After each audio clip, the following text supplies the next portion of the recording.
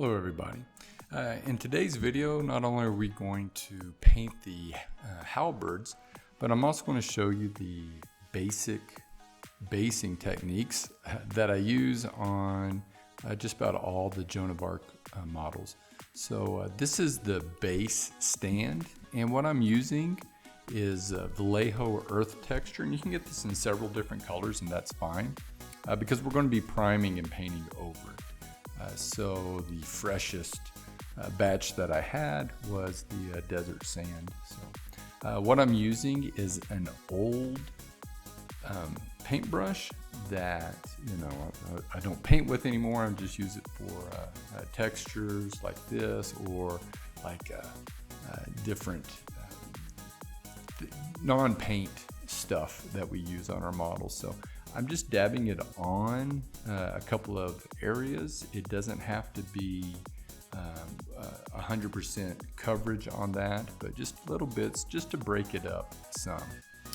And then I just prime over both the base stand as well as, here in a second, I'll prime the models. I'm just priming this with a gray that I have. Which is fine. I'm going to be using regular opaque acrylic paints, so as opposed to contrast or other transparents. So the base coat of being gray be fine. I mean, you could paint it black or white, but always just kind of start with just a basic gray. So that's the card art for the halberds, and we're starting off with Vallejo metal color, aluminum. This may actually be dark aluminum, I'm not sure. So the end of the weapon, he has a full helmet, full head helmet, as well as the chainmail around his shoulders. So we get that. He also has what it appears to be metal or armored gauntlets on his hands that kind of go to almost the elbow or just below the elbow. So we have that. There's like a knee guard, as well as, I'm not sure what the armored shin guard is called. So we have that. These are real simple to paint. It's just a few colors. So we'll go over and I get the other one. I'm going to be painting two of these up. I did paint a test model. One of the other things in our next step that we'll see is we're going to paint two different colors of the padded armor, or the shirt basically that they're wearing. We're going to paint an orange as well as a kind of like a yellow or a ochre type color. In my test model, I painted it with white, because you do see a lot of, not just white, but like off-white, ivory, or olive color, which we will use for the pants or the leggings, whatever that is.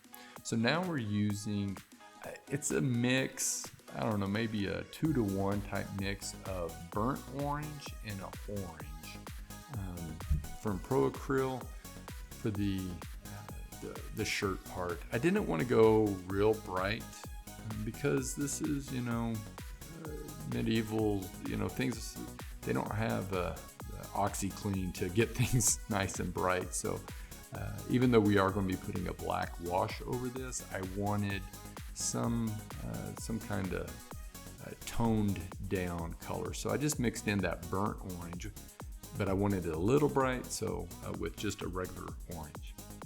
You could, for other brands of paint, you can mix in some kind of brown, orange brown with some orange, and kind of get that color.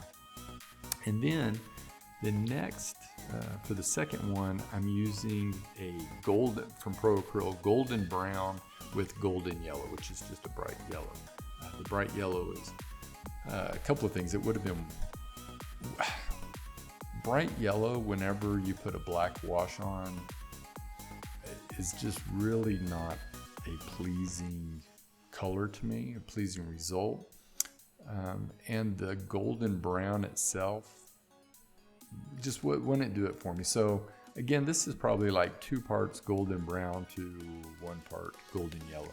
And again, we're using such small amounts of paint, you just kind of mix it and go back and forth until you get the color you like. All right. Then we're going to paint the staff, and I believe I forget the other one. I'm using dark golden brown. Just, this is a wood color. I do want something different than what we're going to put on the base. So just, figure out what color you're going to want for your bases for the dirt, and then go with a different color for, the leathers and stuff. So this would be the handle to the weapon, which is wood, as well as just the shoes or the boots that they have.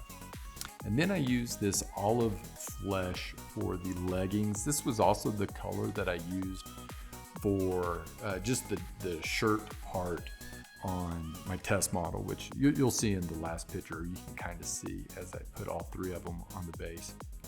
So again, this is just the back of the pants where that's not covered up by the gauntlets. And then there's there's a sword and scabbard on the side of this warrior here, and so just a little black to differentiate that. You know what? I also I went back and had to paint the handle there. There's also the handle to his sword that I did hit with the silver as well. All right. And then I used dark umber, just a darker brown for the base of the models, as well as for the base stand. You just probably water it down, thin it down a little bit more so it just kind of gets in there. You don't have to worry about painting the sides of the base because I glue them into mine. I also use this color for the belt. I believe that was the only thing else was just his medieval utility belt that he has there, and the base. And there's enough difference in the browns that you can kind of, his feet, it doesn't look like he's melting into the ground. We're going to be putting a wash and as well as adding some green flock to this. So you just got the base. This whole video, all the painting footage has been sped up to 2 times speed, but really quick process. Again, these guys, we're only using a few colors. It does go by pretty quick. And then you do want to paint the base, either, if you want to keep it with the dark colored brown color or a black, however you want to do your bases. Once all those colors, all that paint completely dries, we're just going to go over everything to include the base with a dark wash. And I just use Citadel's Nuln Oil. So the entire model goes pretty quick. There wasn't any areas that the wash really pulled up. Usually in these models right there in the arms, because the arms are really close to the body and they're holding the weapon, so it does sometimes on the crossbowmen that we did previously, it really pulls up quite a bit there.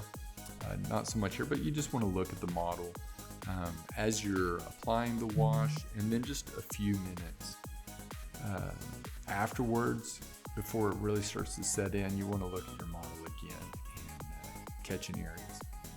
So now we just want to pick out some of the details. So I just got some olive flesh, put a drop of that on a piece of cardboard, and got a dry brush, or a brush that I use to dry brush, and just lightly go over it.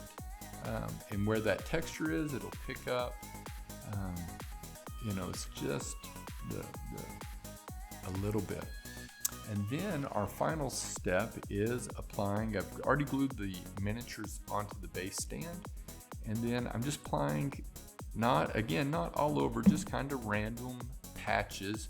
I like to put grass or the flocking around the base, or where the smaller base goes into the larger base, and then just sprinkle it on, shake it off. I have a little plastic plate there, and that way it just kind of catches it. And that way, you know, it just kind of it breaks up the shape where the smaller models go into the base stand. And it just kind of gives it a neat, open plane, you know, kind of look. All right. And again, that was after the wash was completely dry. You may need to go back after or before this step, or after, it doesn't matter. I guess I'm going after. And I'm repainting the rim, and that's where some of the wash had just gone off. Word of caution though, make sure there's no super glue that has gone over the side. You know, you don't want to get your brush touch any of that super glue, and if you do, you want to clean that. And there we go, there's our finished model, a group of halberds, and then the other names it goes by. Thank you so much for watching this video. I'm still working through some of the smaller models, but if there's anything in particular you want to see, and maybe even some of the larger models that you would like to see me paint, the only thing that I've already painted is my dragon. So I have the other one, so I'd love to hear some of your requests. And as always, drop any questions that you have in the comments. I'll answer all of them, and thank you, and be kind.